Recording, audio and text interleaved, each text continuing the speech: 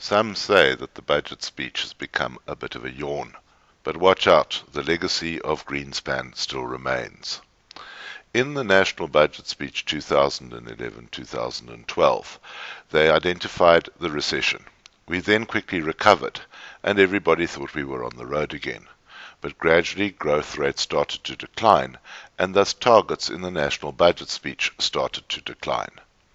When we got to the National Budget Speech 2012-2013, the fundamental assumptions on growth rates were: Jill Marcus said we would go 2.8%, Lagarde of the IMF said 2.5%, and Pravin Gordhan split the difference at 2.7%, stating that the growth rate would increase to 4.2% by 2014.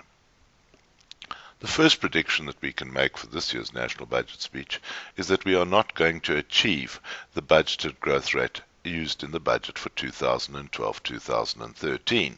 Latest indications are that we would do about 2.2%. So what? Well, so a lot. Oupa Magashule, the Commissioner for Inland Revenue, has pointed out to Parliament that tax increases in the glory days of Trevor Manuel were about 12% per annum. That was 4% growth and 8% inflation. Today, or since 2008, tax collections are only increasing by 8% per annum. So when we got to the 2012 actual performance, we found that VAT had fallen because of lower consumer confidence. Personal tax collections, the saviour of the Trevor Manuel era, were actually under budget at one stage during the 2012 year. Transfer duty receipts were down because of the property market, but the whole thing was covered up due to an over-collection in corporate taxes. There were also some small over-recoveries from the minor taxes, which helped a bit. And at the end of the day, on 1 April 2012, they were able to announce that they were dead on target, collecting 742 billion rand as budgeted. So they then established the 2013 budget. They hoped to get 16 billion rand more from companies, little more from dividends tax, as the rate had to be increased, but a major concession was given to retirement funds. They were kind on the fuel levy, only requesting an additional 6 billion. Then they left it to smokers, drinkers, and users of electricity to come up with another 5 billion or so. And then, of course, we get the VAT increase with inflation of approximately 19 billion rand. And finally, due to wage increases, they'll get another 33 billion rand from the man in the street. That got them a budget for 2013. The question is, are they going to make that budget? The questions to be answered on budget day is, what will happen on corporate tax collections, particularly as there has been a major loss in platinum production? That's down 29%. The Gauteng toll debacle is far from over, and that's costing National Treasury 5 billion rand a year. Smokers, drinkers, and importers will probably do their bit, and then we have to look at what happens with VAT and whether the consumer is still sulking and keeping out of the shops. And finally, will we get there on personal tax collections this year? That will probably be good news due to the record highs on the JSE. But it leaves the tax burden as follows. Personal taxpayers are footing 34% of the bill already. Corporate tax collections are down due to lower rates, a third of South African companies still being in assessed losses, and post-Marikana jitters.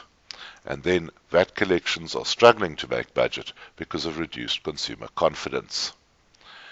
If one looks at South Africa and the sheer number of people that we have to support, we have to get in nearly 100 billion rand extra during 2013-2014 fiscal year.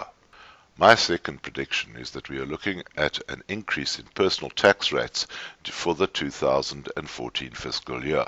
We are going to need more money from a few taxpayers to look after the 52 billion dependents on the president. But then comes the question, who pays the tax? There might be 52 million of us, but only about 2 to 3 million pay a significant amount of tax. There is the middle band, 120,000 per annum to 400,000, where there's just over 2 million taxpayers, and then, as a rule of thumb, there are around about 400,000 taxpayers who are fortunate enough to earn over 400,000 Rand a year.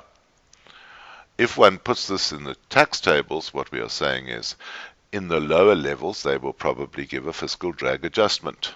In the middle level, they'll give a fiscal drag adjustment, but they will try and contain it to try and get a little bit more from the middle band where there are a significant number of taxpayers. And then at the top end of the tax scale, we can expect to see an increase of the maximum rate of tax to 42%. We just don't know how they're going to package that, at what level. We'll have to wait for budget day. My third prediction is that National Treasury may well need more than a personal tax increase to make it for budget 2013-2014. A 42% tax rate would only give them 3 to 5 billion Rand extra a year. Where else can they look? When one looks at company tax rates, they're pretty much fixed.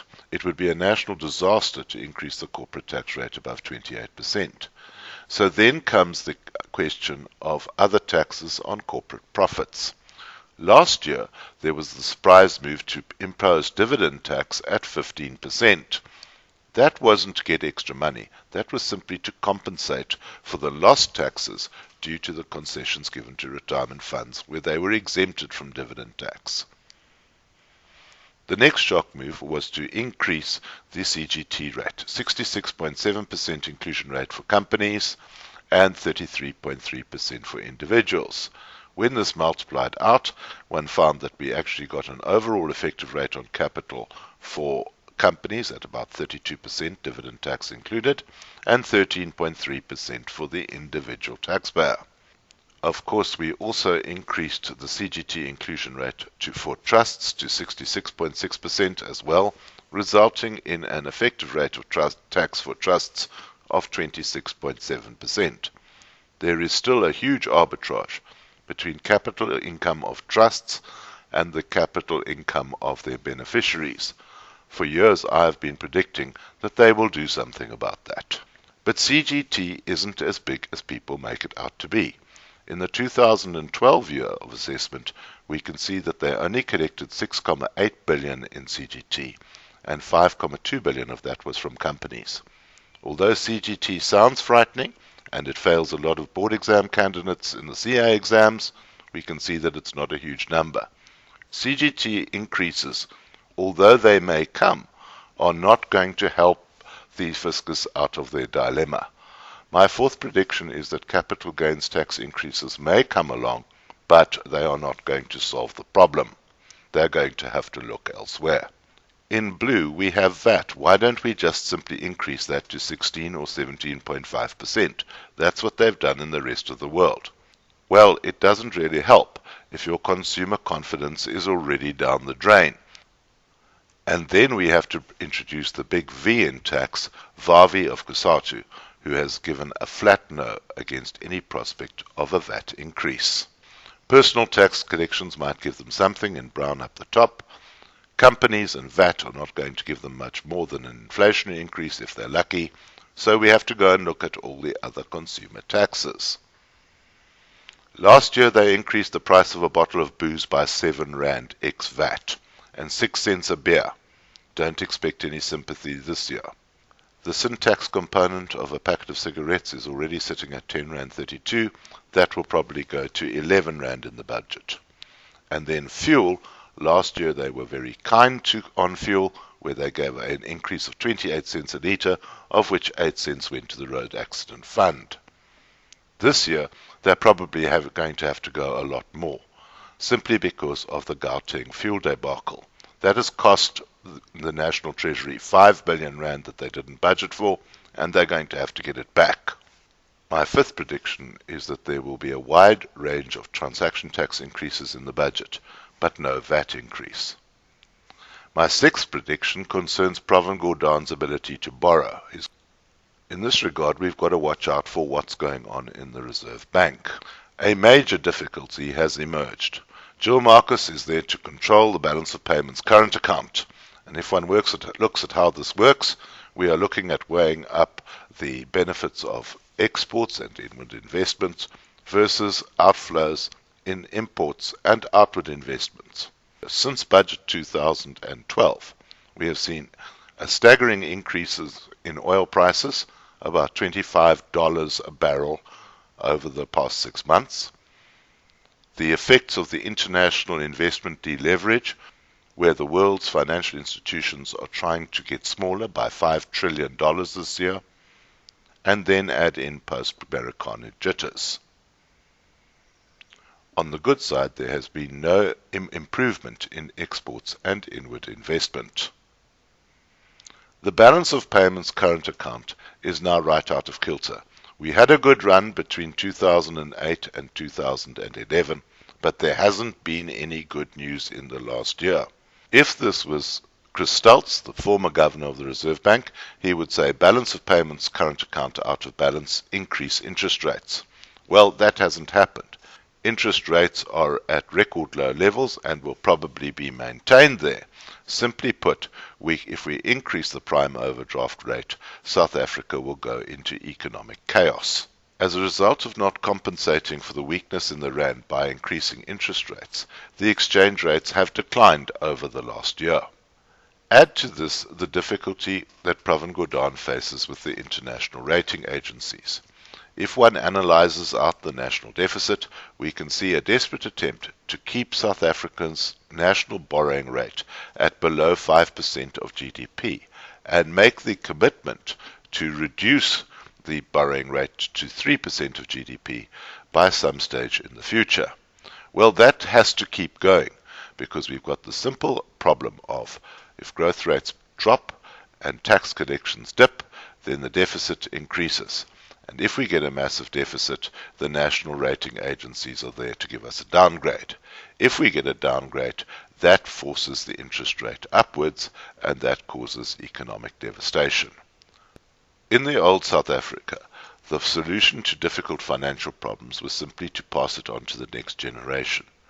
That temptation may still be there in the new South Africa, but the international rating agencies are simply not going to allow us to do it. My seventh prediction is that the debate on retirement funds is not over, not by a long way. During the course of 2012, National Treasury released various discussion papers dealing with their proposals for retirement funds, and I am expecting that we'll hear more on that in the National Budget speech. So here are my ideas in getting ready for Budget Day. Well, you can stock up on booze and cigarettes. It's not going to help you for long. Very important is to review your investment portfolio, taking into account the risks that have emerged in the economy over the last 6 months. If it is a time to reposition a portfolio to take account of this, then rather pay the lower CGT rate by taking capital gains before the end of February. However, don't leave this until the 28th of February, as we might have a very volatile market the day after the budget. Those with share options might consider exercising share options before the 28th of February. In that way, they can contain the maximum tax exposure on share options to 40%, which can be reduced to 34% by contributing 15% of the gain to a retirement annuity. The capping that will happen with retirement annuities from next year will prevent this. Making additional retirement annuity fund contributions is also an idea. And finally, it is very important to diversify risk in your investment portfolio because of the vulnerability of the rand.